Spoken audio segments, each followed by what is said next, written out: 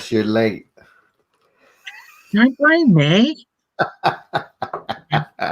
Fucking rude. There you go. I've added a swear in the first 2 minutes. Oh, I am a beast. Pure evil, as they say. I've even got I'm saying horns. nothing. I am saying nothing. Even got the horns of the devil.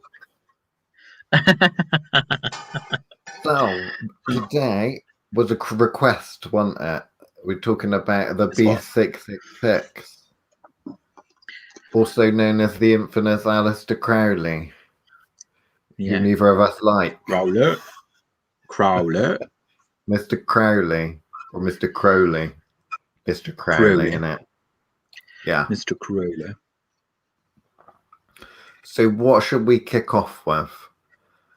We should kick off with a little bit of a facts about him, or are we going to assume people already know who he is? I suppose we should give a few facts just in case. Okay. Go ahead then. What? You know I hate him. I can never spell his name. What? Crowley. I always spell it wrong. I'll put it up so that we know who we're talking about. Lee with an E. Yeah. Crowley. I'll do this thing. Like I'll do all the magical banners and that. Oh, okay.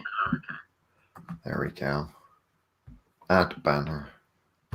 This is very technical. Look, Aleister Crowley is what we're talking about today. So, Chris, Aleister Crowley, magician, ceremonial magician, someone that's interested in furthering his own understanding of magic and the mysteries of the universe.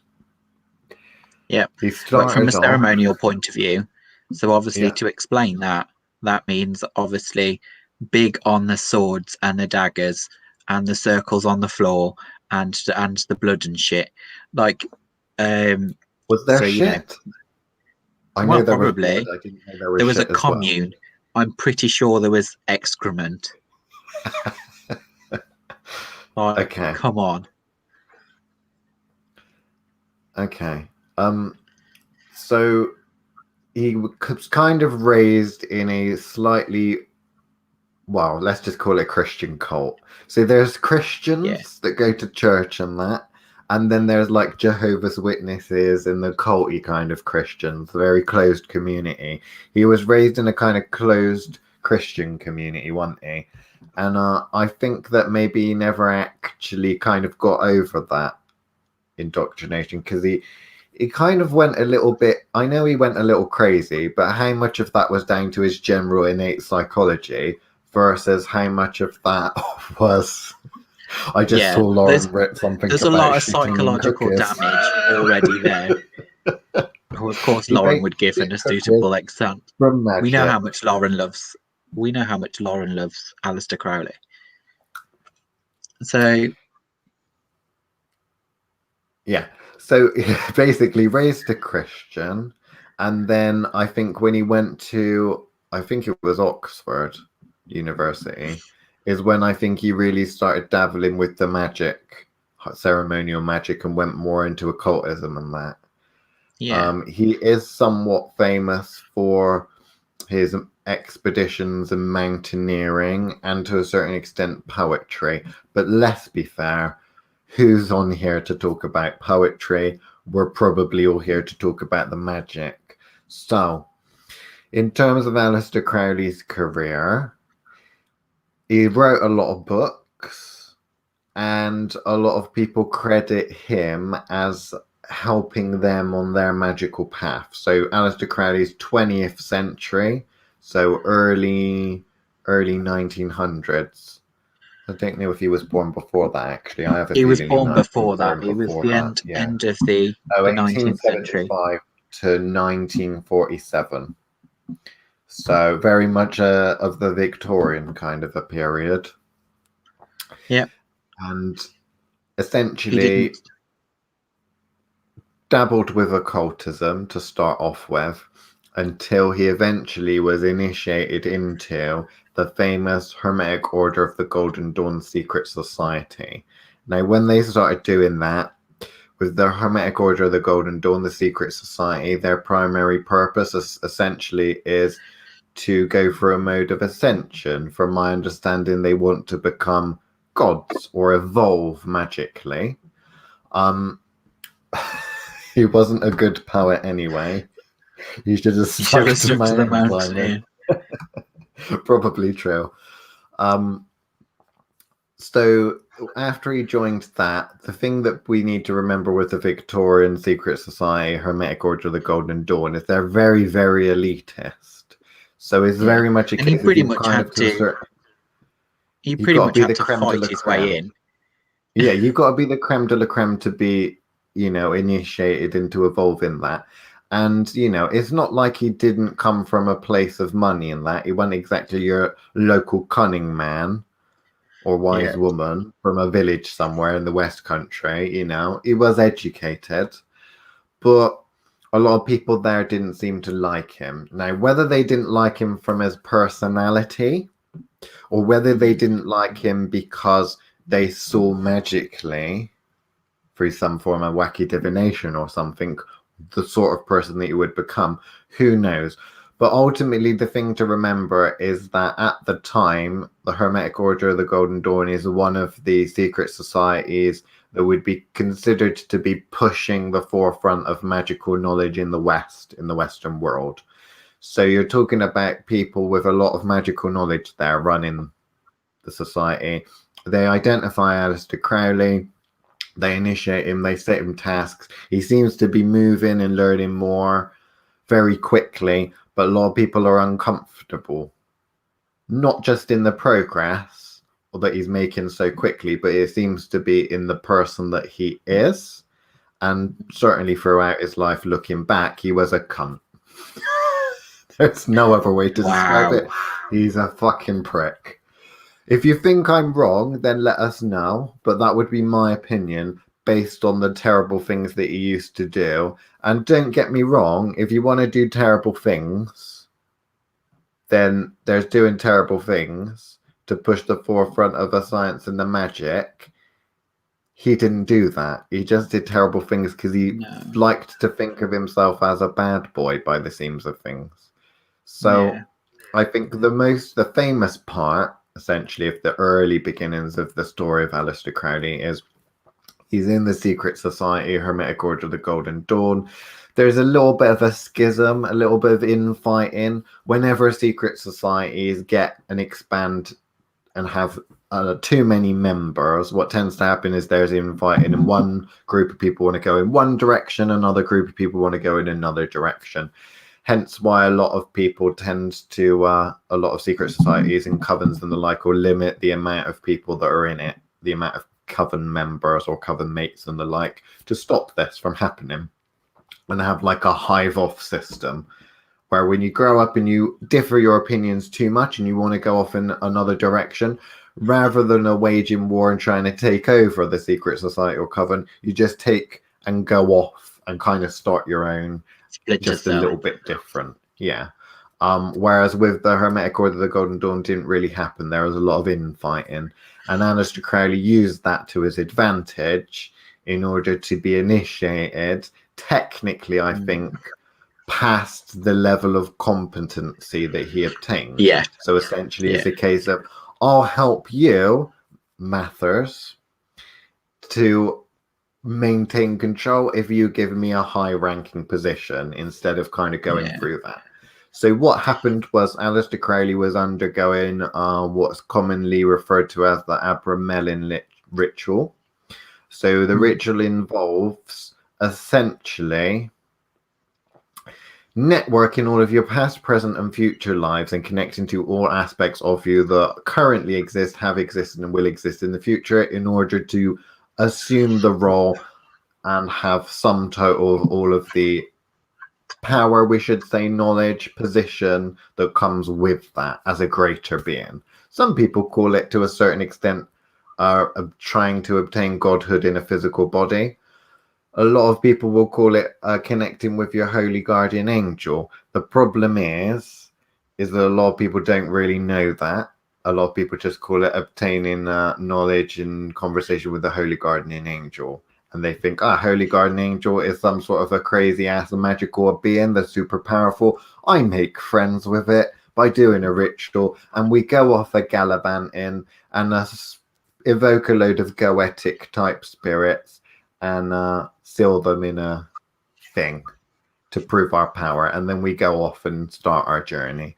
In reality, Abramelin Ritual is a ritual from the book Abramelin. You can buy it on Amazon or download the PDF from Sacred Texts, I think, for free, and you can complete the ritual. Will that ritual work? A lot of things missing from the book, from my opinion. A lot missing. Would we go through that ritual to do the same thing? No, we generally would prefer a slightly different alternative to that, something a little less ceremonial, magician-y. Does the ritual work? Can work. Needs a lot of modifications, but can work. Is it dangerous? Kind of dangerous. It's kind of like this rickety old bus I used to catch away from school home. And it was like the engine. If you sat on the back seat, the engine was underneath the back seat. And like you lifted up the back seat and there was no bottom, and like all the smells and shit would raise up through it. Oh, it would give you a headache and you'd struggle to breathe. That was the old bus. And then they had a new bus and it was all shiny and new and easy to use. And they had all the fancy buttons instead of like the pull cord thing to ring the bus to get off at the bus stop. That's how I kind of liken it. It's like a bootstrapped cheapo version that could go horribly wrong. It's like the sort of thing where you buy electronics from Apple or Samsung, and then you buy like the equivalent from some Chinese make you've never heard of that costs like a $5 in Reggiana's. That's a superstore in the UK, by the way. Think Costco, but like a quarter of the price. And we do this thing called a Reggiani Bingo. So you go in and buy something, and then you guess as to whether it's going to work or not. Because a lot of stuff you buy there don't work. It's super cheap. Sometimes you get a bargain. Most of the time you get something this crap and don't work properly. Anyway, I think I'm sidetracking, Chris.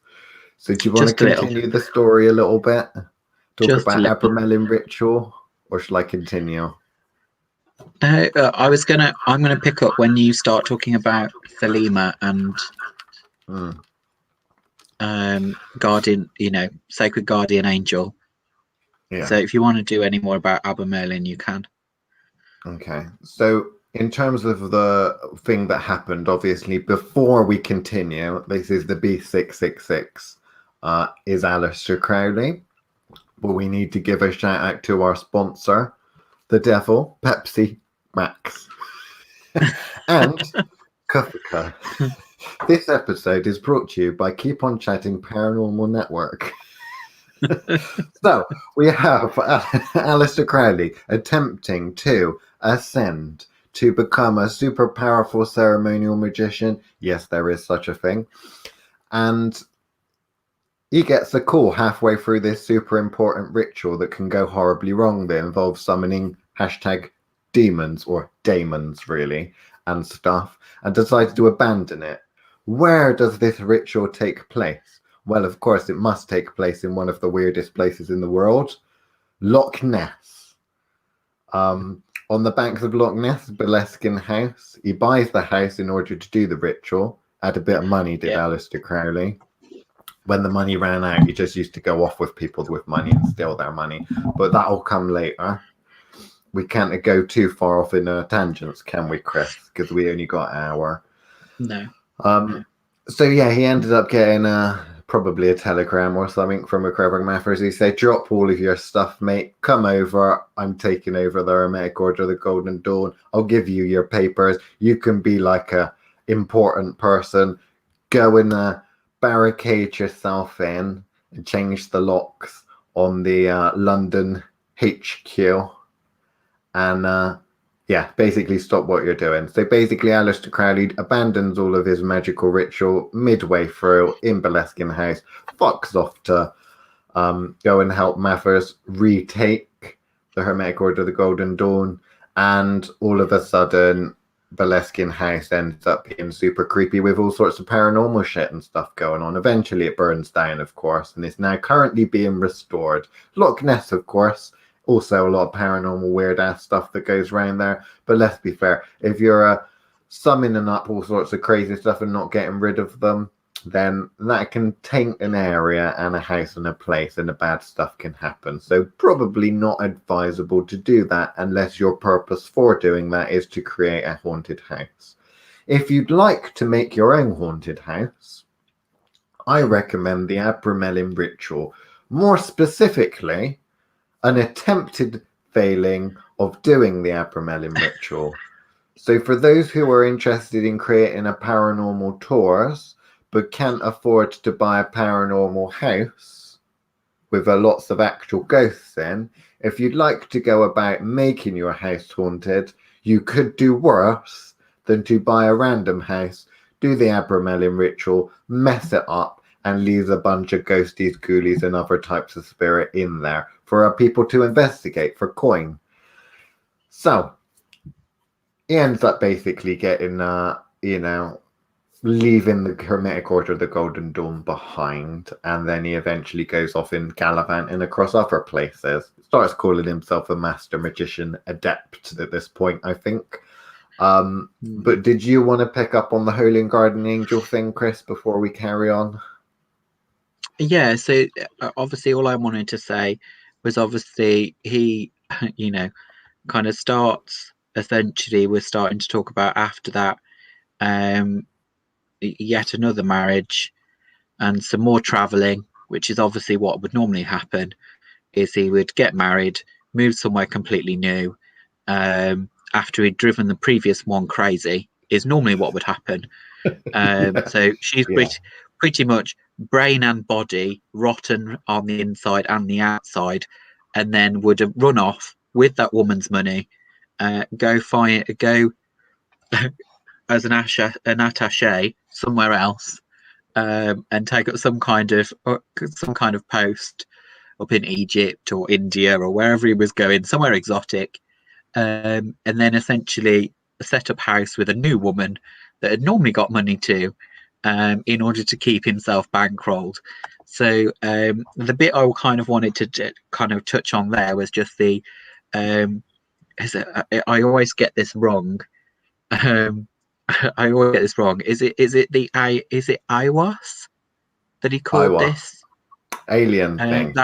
That alien energy thing that he started communing with, that then helped him write the Book of Law and other Thelema, when he founded Thelema. Well, that was Thoth. Yeah. Technically, it was his wife as well, I believe. At the time, his wife or girlfriend, I think it was wife, when he went to Egypt. He basically goes off and does little projects and they end in catastrophe, really. So he did the kind of Abramelin thing, left it behind. That was a catastrophe. He ends up trying to help Mathers retake the Hermetic Order of the Golden Dawn. That kind of ends in catastrophe. And then he goes off, particularly if you're talking about Egypt, he went off to Egypt and was trying to learn the Egyptian mysteries. Didn't seem to get particularly far with that, and ended up stumbling essentially across getting his wife to channel Thoth, the Egyptian god of magic and scribing and note-taking and like lots of and things. Silent partner. Thoth. Yeah, silent partner in our business. And Thoth, so say, essentially tried to give him a load of information that Aleister Crowley admittedly or himself said that he didn't fully understand, but he thinks it's kind of a religion or spirituality. It's called as religion now, Thelema, and wrote this little thing called the Book of the Law, which is a little book, looks a little bit like a Gideon's Bible, actually, tiny little book with a load of stuff. And you get famous quotes from it, such as, do what thou will shall be the whole of the law. Love is the law, love under will, that kind of thing. Although, let's be fair, most people just say, do what thou will. They do the first part because it sounds cool. Yeah. And like you're allowed to get away with murder and all sorts.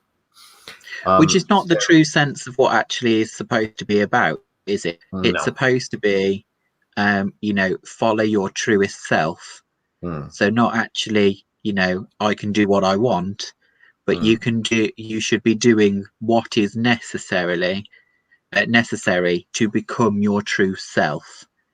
So obviously that bit's normally missed. You must do what you came here to do, essentially. Yeah. Your reason for being here, your great work, your purpose for existing. Yeah. Go and do that instead of sitting and watching Coronation Street, EastEnders, and drinking Coca-Cola all day, and Emmerdale. Yeah. So that was probably one of his most successful ones, in the messing about in Egypt. I don't think he actually got kicked out of Egypt, which is good for Crowley, but he would also take on apprentices and the like, and basically, like a lot of those types of magicians, find someone that has a natural ability and is naturally quite good at magic, that doesn't know a lot of the theory and is not very experienced, and exploit that by offering to teach and train them, but instead using them as a scapegoat, or basically using them as, to a certain extent, I suppose, gloves. Because we use gloves to protect our hands, but the gloves end up getting a cut and, disposable apprentices is kind of Aleister Crowley's. Burn them all out by the seams of it. Yeah, basically use them until they break and then move on. So there's a couple of instances where that does happen. And a lot of the time he seems to like doing a sex magic, doesn't he, old Aleister Crowley? He generally kind of, whenever he wants to do something big magical, he goes to sex magic or some sort of sexy time yoga, that sort of thing. Tries to blend Eastern mysticism with Western ceremonial magic, because the whole Hermetic Order of the Golden Dawn often tried to do that with some success. Aleister Crowley was one of those things, I think, from what it seems. He had an idea to do something. He'd go full throttle at that idea and attempt to do it once, and then it would often end in catastrophe. And rather than stick to it or ease himself into it, it was pull out all the stops, let's just do it. Oh, the apprentice died, like in the Paris working, as just, some crazy ass stuff happens. And then we move on, because let's be fair, if you've done something really bad, you need to get the hell out of there. So he moves off to somewhere else exotic and gets inspired to do something different. It's difficult to say what the worst things he did was, because I would imagine most of them we just don't know. But I think probably the weirdest, darkest thing, I would guess, would be what went on at the Abbey of Thelema. So in Sicily, he essentially got, well, we call it an abbey. It's a shed, isn't it, Chris? Yeah. That's what it looks like. It's a shed. Basically a shed on the island of Sicily. But it's his little commune, isn't it?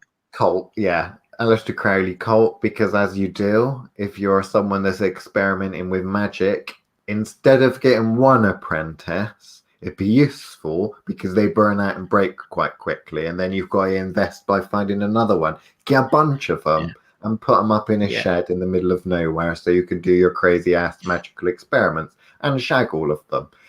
Aleister Crowley's approach. There's a twisted sense of logic in that, I think, Chris. I've got spare tools, I suppose, just in case one breaks. Well, you've got quite the collection of pens, haven't you? I do.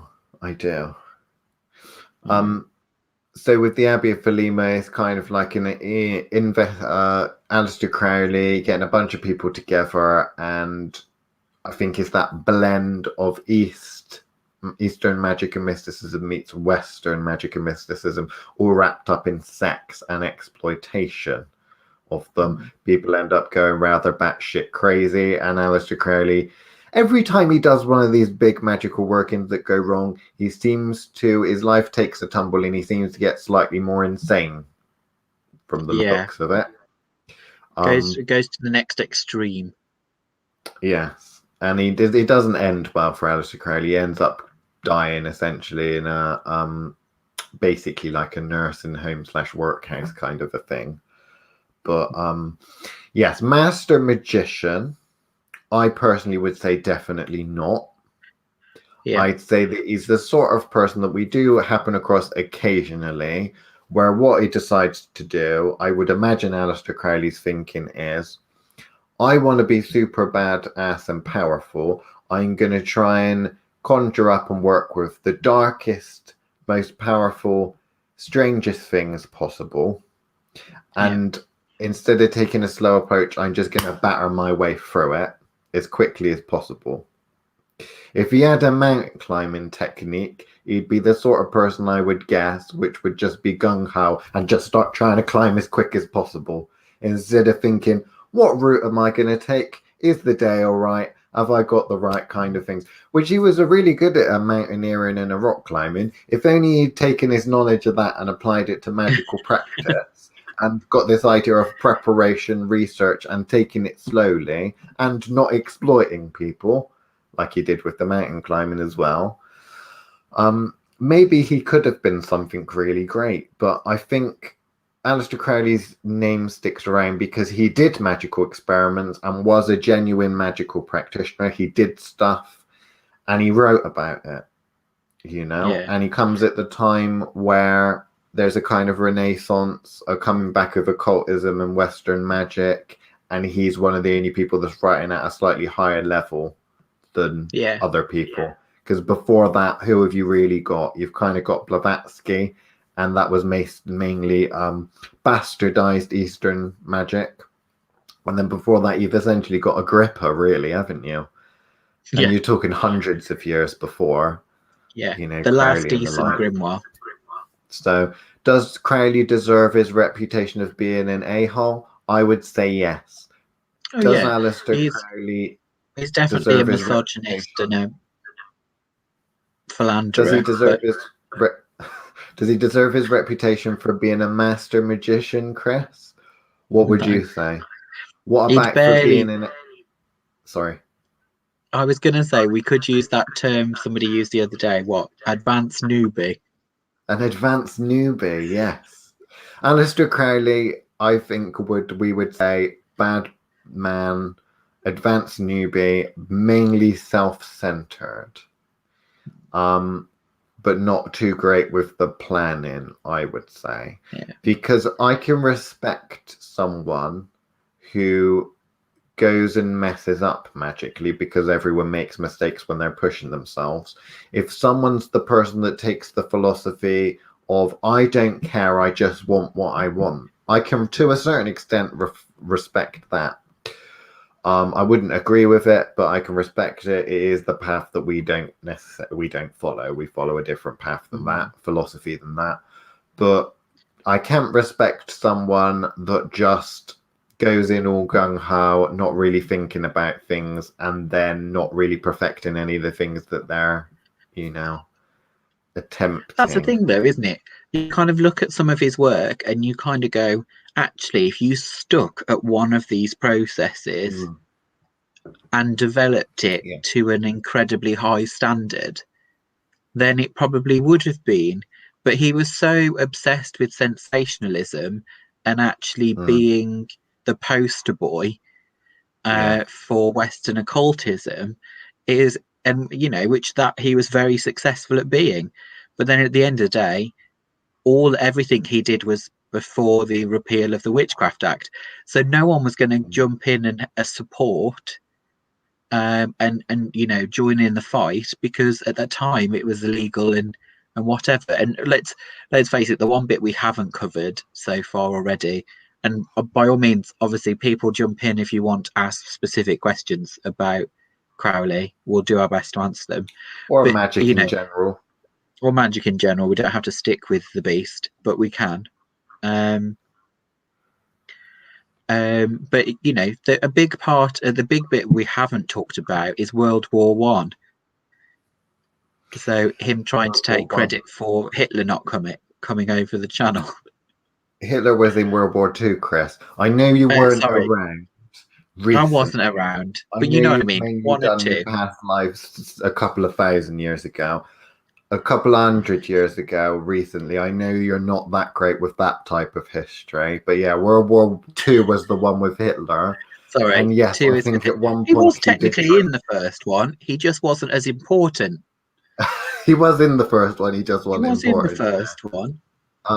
He tried to take credit for the second one, I think, wasn't it? Yeah. And then at some point, he was accused of working for the Nazis on propaganda, which is difficult, really, because whether he was a Nazi or not, you've got to remember this person is loyal to themselves first and foremost and trying to push their understanding.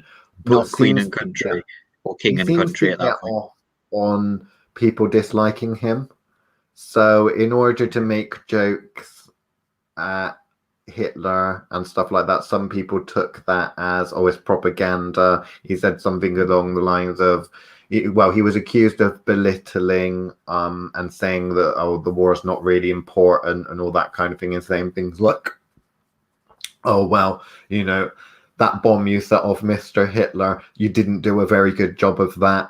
Oh, you know, my auntie's house is such and such, 3 blocks that way, sort of thing.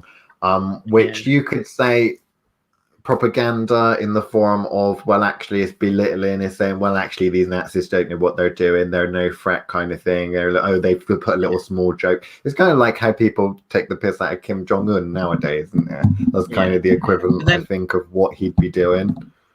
But then during World War One, I believe, is when he offered his services to the British to Britain.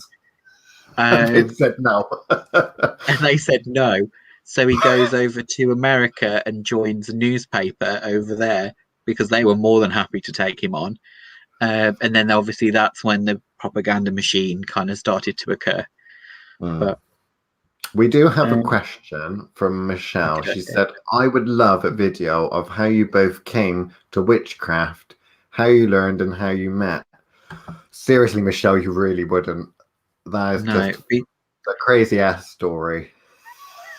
Ain't nobody got time for that. It would take a long time to go through that. I'm not sure how long that video would be. Maybe we'll write a biography or something, or I don't know. We'll have to have a chat about that, Michelle, because I don't know if we'd be able to do that in an hour. No, I think we could give the project of writing our biographies though to Lauren. I think she'd love that as a project. Yeah. Lauren Unreal, do you want to write mine and Chris's biographies? Yeah. Although I will say this, I think both of our previous lives are far more interesting than this one. We just have a different kind of fun here. So. But we could do volumes, couldn't we? We could start with the first volume and do current life, and then we could go previous. That would be quite interesting, wouldn't it? Because normally it goes in order of time, but we could take this moment in time that we're at and try and map it and go backwards. That would be fascinating. See which she says, which as long as she doesn't have to do it all through psychic spying. Oh, she's referring to the is she so good at that now? Yeah.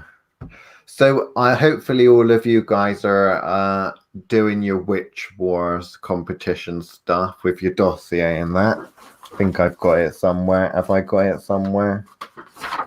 Yeah, the Witch Wars dossier, remember? Hopefully you've been going on with that. You've got another, is it 2 weeks, Chris? Or 1 week? Just about a week and a half. About a week and a half to send to us the information you've gathered. If you don't know what we're talking about, I'll post the video in the comment section under the video. But yeah. So here we go. There's a question. I heard a group of English witches came together and cast a spell to prevent him from crossing the channel. They're talking about Hitler and the Nazis, not Aleister Crowley. If only it was Aleister Crowley, Alex? If only it was Aleister Crowley they decided to do the spell on. Don't know if it's true, and I certainly haven't heard the bit about Aleister Crowley taking credit for it. Oh, well, he didn't take credit for stopping the Nazis. I think he tried to take credit for actually bringing about World War II. Because, I mean, the B666, he don't want to be on the side of the Allied forces and be the, the means by which the war ends. He wanted to be the means of which the war started, He was basically. the one taunting Hitler. Yeah, essentially.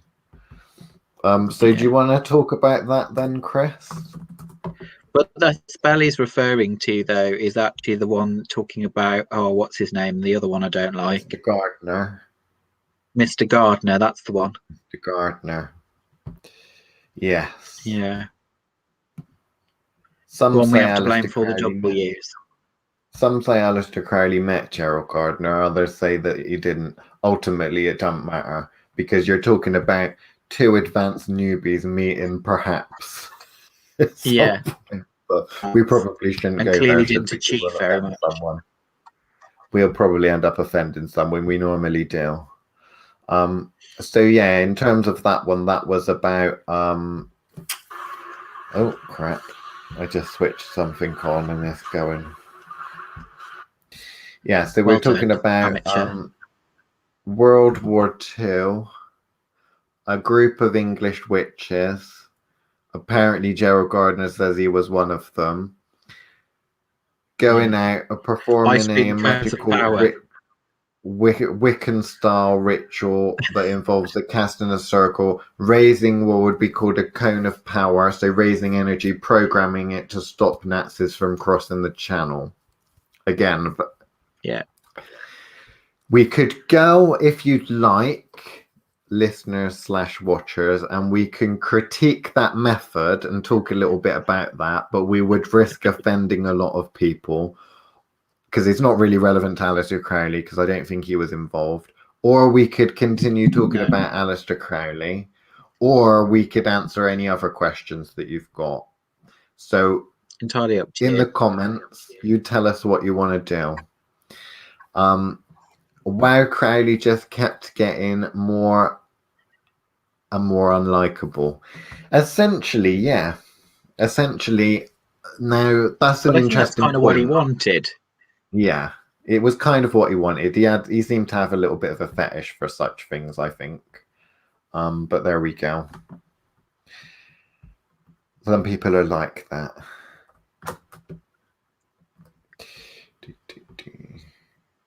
You'd never be like that, though, would you, Liam? Sorry for that? I said you'd never be like that, would you, Liam? I like that. Like what? Sorry, it buffers a bit. I don't know why it's buffering. Okay. Right, okay, so I'm posting the Witch Wars video, so that should be in the chat. So you can click on that if you don't know what Witch Wars 2 competition is. But either way. Was Hitler aware of Crowley as interested as I've heard Hitler was in the occult?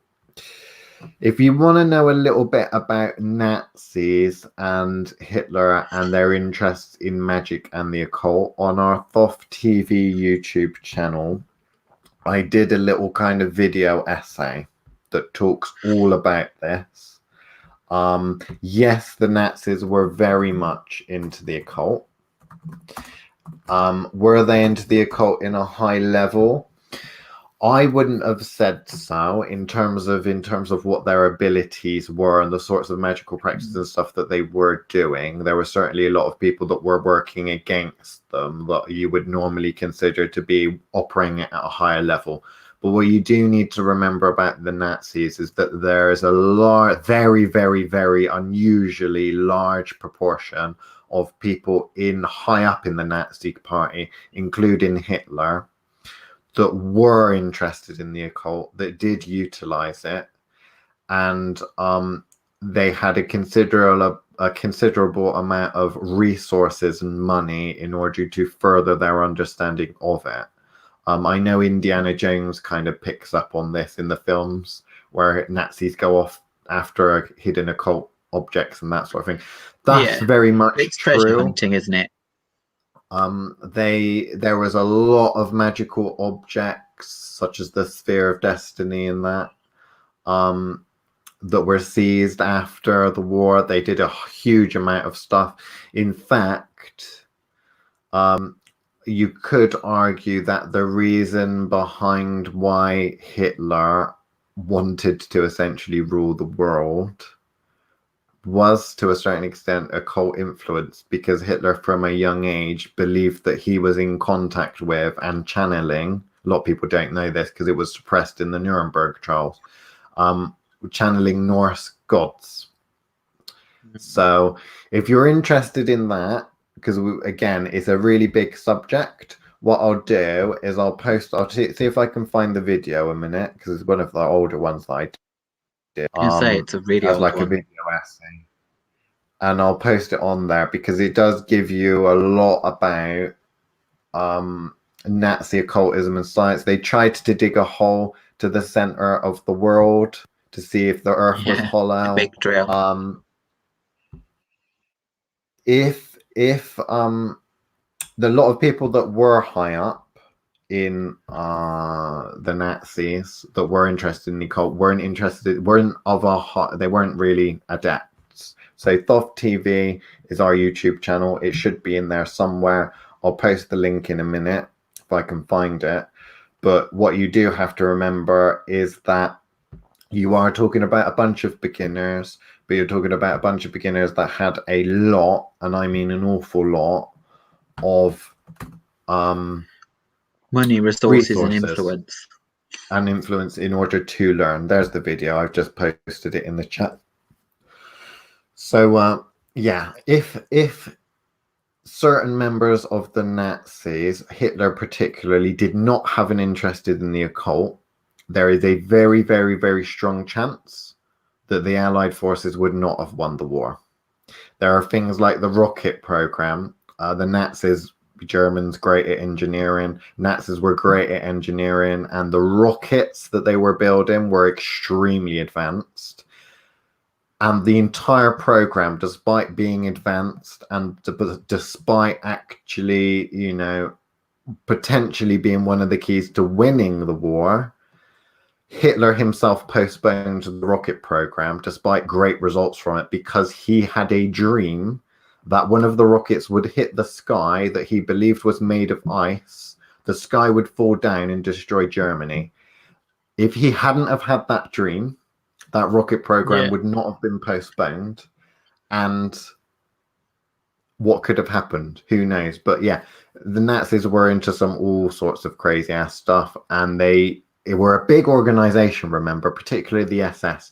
The SS had a castle where they performed quote-unquote satanic rituals. What they were really doing is they were generally using necromancy in order to perfect this idea of pure blood and the like. So the SS, members of the SS were actually ordered to go and take young women, or that they may have been assigned to, or that they were going out with, and have sex in graveyards that had a large amount of quote-unquote pure-blooded proper German people, in order to hopefully do some sort of necromantic type work that would involve bringing back, I think it was, the ancient race that they believed, the Norse people were.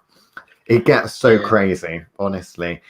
The reason why a lot of people don't know about this literally is because of the crazy part. So for those that don't know, obviously, when the Nazis were defeated, there was this thing called the Nuremberg trials, where they were essentially put on trial. Now, during the trials, the decision was made that because a lot of high-ranking people within the Nazi party, or within the Nazis organization anyway, were so into the occult, they were clearly actually insane. And what they wanted is they wanted to have a good, they wanted to be able to prosecute the people. Now, if you've got someone that's literally spouting, I think the ice is made out of, I think the sky is made out of ice, in the middle of a jury, people are going to say, that person's insane, send them to the psychiatric institution, that kind of thing. So there was a lot of suppression. You can look this up, because nowadays, with the what is it that you call it, Chris, when you were allowed to look at things, Freedom of Information Act? Yeah, right? Freedom of Information Because of the Freedom of Information Act and that, then we know a lot more now than the people at the time did. Because obviously we know about Operation Paperclip, we know about the Russians and the Americans trying to acquire Nazi scientists, so we know a little bit about that. We also know about the Nuremberg trials and how all of the occultism side of things was kept out of that, so that it would be easier to convict people, to prosecute, instead of having to say, well, actually, this person's insane. So yeah, World War II, you think World War II? There's a crazy ass magical side and occult side to World War II. Also on the British side as well, remember, there was a lot of crazy ass magical stuff going on the British side. A lot of people talk about a bunch of let's just say Wiccans, early Wiccans or pre-Wiccans, whatever, around that time, Gerald Gardner and the like, doing a little magical ritual. There was some crazy ass stuff that was going on in the background that a lot of people don't know about as well. There were people that were using sacred sites like Glastonbury, that were trying to reawaken ancient, I suppose you'd say Celtic. I don't really want to use the term Celtic because it's not really a thing, but ancient deities, drawing on energies and stuff, the Arthurian legends, that sort of thing, to mobilize and bring that energy. There was a whole thing. Dion Fortune, I think, was a part of that, from the Hermetic Order of the Golden Dawn. Also, there's a huge history of occultism that gets really, really complicated super quickly around World War II. And then it's funny because around this sort of era, Victorian era, World War I and World War II, is when magic literally kind of like floods back into the West. And it still kind of is to a certain extent. But yeah, so look, we should probably take some questions, shouldn't we? Wow, didn't know Hitler was completely insane. Well, let's be fair. Look at the atrocities that he committed. That is not what a normal, sane person does. But yeah, on top of that, even more insane. He basically did, to a certain extent, he tried to create a church as well at one point, that was based on the Christian church, because a lot of people were Christian at the time. So he basically took the Christian church, made it a little bit different, and then started to push Jesus out and bring him, and put himself as kind of the Jesus part. That was also quite an interesting part of religious history. In regards to graveyard bit, it sounds like they were trying to induce some kind of artificial reincarnation via sex necromancy. So yes, sex necromancy. So the general idea was that, in terms of what Hitler believed, and I think it was Himmler as well, was that the Norse gods and goddesses were real life people at one point, but they thought, the Nazis, Hitler and the like, thought that they were some kind of superior race, literally, whether they thought they were aliens or some sort of hybrid or just something.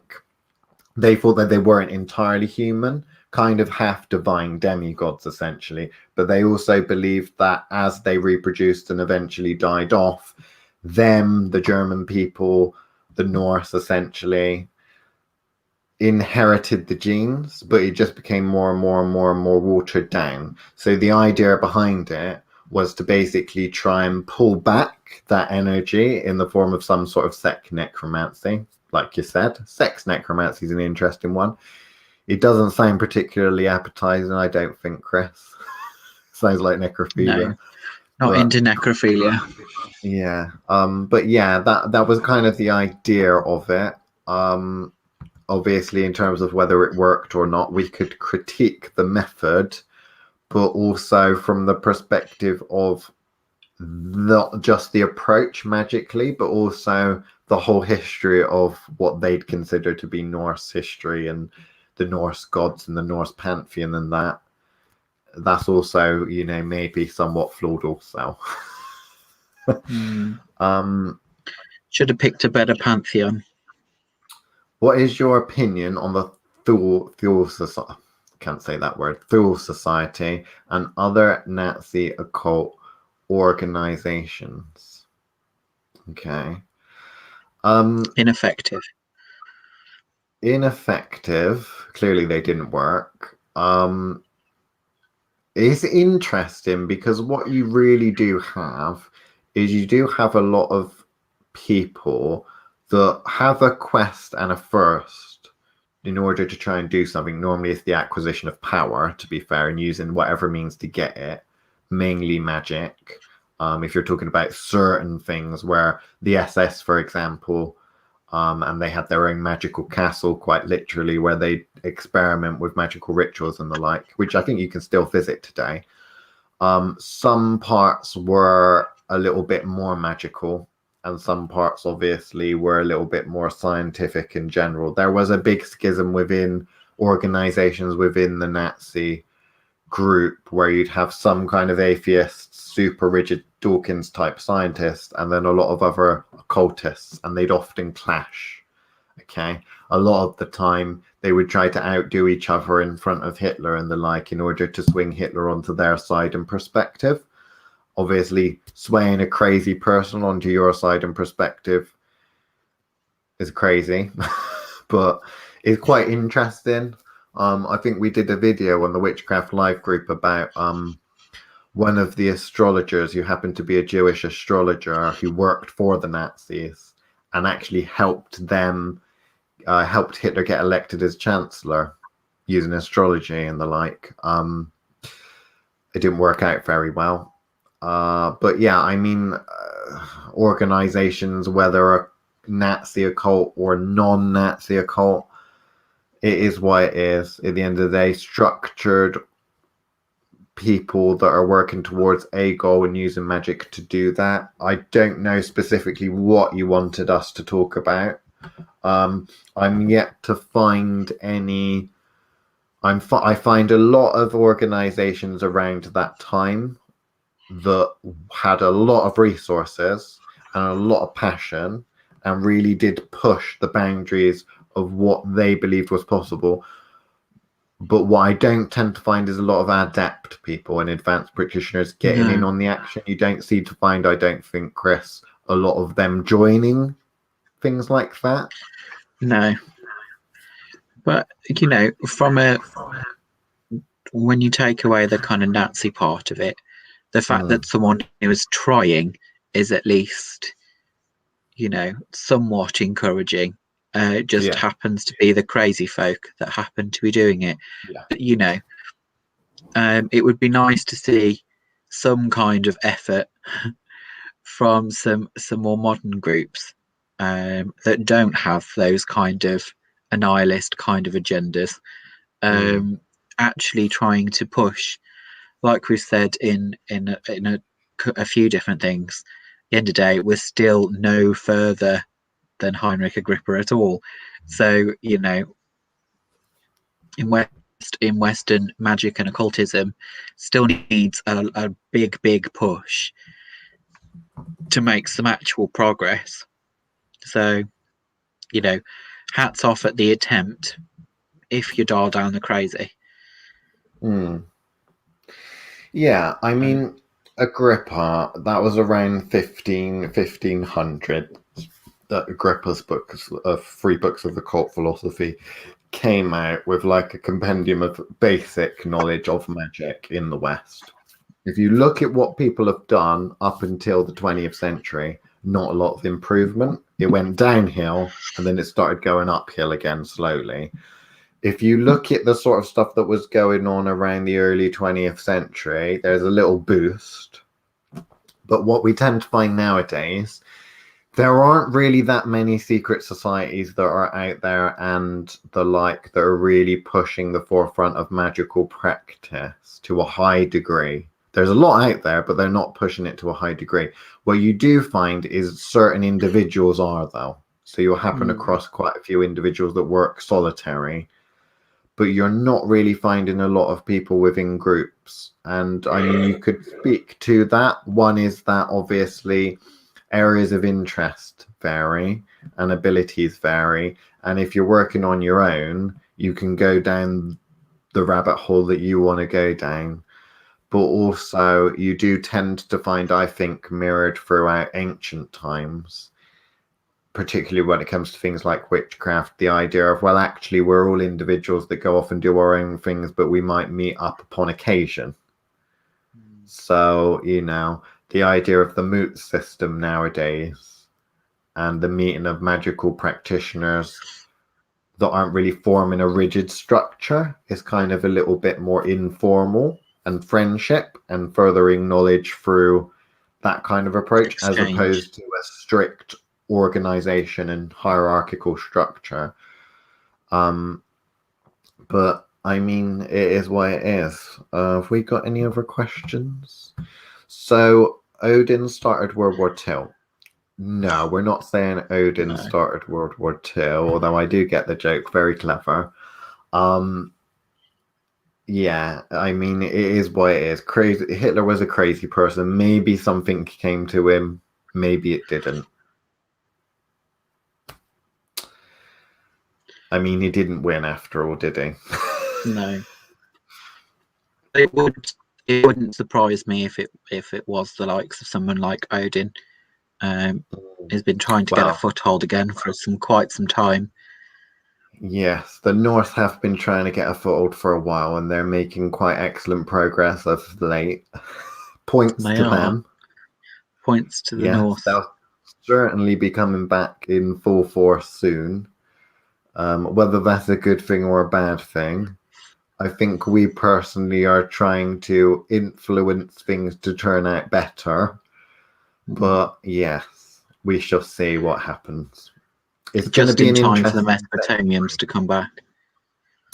The Mesopotamians, if they come back, then I will definitely have to start getting out of bed earlier and start doing actual work. The Norse aren't so much of a problem. They have their problems and the like. But yeah, it is what it is. Neither does Odin according to Ragnarok. Right, so we haven't got that long. We've only got a couple of minutes left. So, Aleister Crowley, what can we actually finish in regards to Aleister Crowley? Talking about old Aleister. A shame is what I'm going to go with that one. A shame that he wasn't able to actually focus and push some of the ideas he'd actually come up with. I don't think all of them were necessarily bad. I think there's some parts of Thelema that have got some merit. It would be nice to see less of a religious approach to Thelema and a lot more magic. But then obviously I don't spend any time with any Thelemites, so I can't speak to their skill. What I can say is, like Wicca, we hear far more about the religion than we do actually the magical practice. So, if there's a few Thelemites out there that would like to come and prove us different, I'd be really interested to see that. Brilliant. That would be a nice conversation to have. One thing that I'd say about the Lehman tying it in, you can tie a lot of... He was quite consistent, Aleister Crowley. The Abramelin ritual and what he was attempting to do by doing that ritual, when you look at Thelema and Thelemites, is what they normally call people that follow that path, and the secret societies or societies that surround Thelema, that is what they're attempting to do. They're attempting to get to the position that you would have got to had you successfully completed the Abramelin ritual. So get a foundation, essentially, in magic. Quite interesting. In regards to Aleister Crowley, what do you think it was, Chris, that actually made him fuck up? Do you think it was the upbringing and psychological things, or do you think it was one of the early rituals that you really fucked up actually ended up? Would he have, if he didn't do that kind of Abramelin ritual, do you think he might have become an occultist of some renown with great works? I don't think so. I think you've got the same as you've got with the likes of people like John Dee, where there is that kind of fundamental psychological aspect, and I don't mean crazy. I imagine the copious amounts of drugs and possible diseases that he'd probably got that was going to actually have pushed towards the crazy. I imagine he just a mixture of all those drugs and some syphilis is probably all that it would have taken to have done the damage that has done to his brain. But from an achievement point of view, I don't think it was possible. I think it probably more a case of looking in the wrong place for the answers. I think you get far too many of these ceremonial magicians that go down the wrong direction, and I think it's because of the types of spirits they go asking the questions of. Unbalances them and teaches them practices that you otherwise wouldn't focus on if you had a better schooling from the spirits that you work with. So it's part of what worries me about the resurgence of the Norse pantheon, is that teaching aspect of, if you're with the wrong group of them, or the wrong individual with some of them, you're going to get a very unbalanced view of how magic works. Particularly with Odin, one eye on the ball kind of situation. But no, what about you? Anything to add? The only thing I would consider, and I think is worth thinking about, is that Crowley had throughout his entire life an obsession with being the bad guy and wanting everyone to be the bad guy. And we kind of need to ask ourselves, because it influenced him as a person and his magical work a considerable amount, and the choices he made. So where does that come from? Does that come from the fact that there was a fear that he was raised Christian, so he tried to go so far down the dark side to see what was there, or to make friends with the devil or become the devil?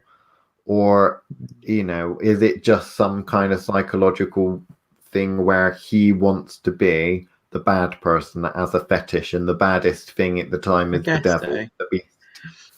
Yeah, I think you got to focus a little bit on the fact that he came from a cult, growing up in a cult. It wasn't just any kind of Christianity. It's brotherhood of some description. Going from that kind of kind of upbringing in a space like that, the kind of conditioning that happens within any kind of cult setting, is going to have had some kind of impact on his psychology, and he's going to have looked for that as his version of normal. So that then starts to make a lot more sense with the choices he's made in terms of groups that he founded and the surrounding himself, and the cult icon kind of that he became and still is. Kind of makes a lot more sense when you kind of put that ends on the beginning of his life. Nature and nurture, that old situation. I think he was behind from the beginning, and if he'd have actually managed to get to the right individuals in the rather than Mathers in the Golden Dawn, maybe some things would have changed. They didn't want him though, which is what is interesting, because we don't know him, we've not met him, but it's interesting the fact that out of the higher level magical practitioners that should know a thing or two, none of them really seem to like him, and the only ones that do are doing that to use him to their advantage. That's probably quite telling, that it was probably something deeply psychological. And imagine if Aleister Crowley did obtain a considerable amount of power, imagine what he would do with it. Would be very interesting. But exactly. We'll leave it on that, I suppose. So, as ever... nice place to leave it.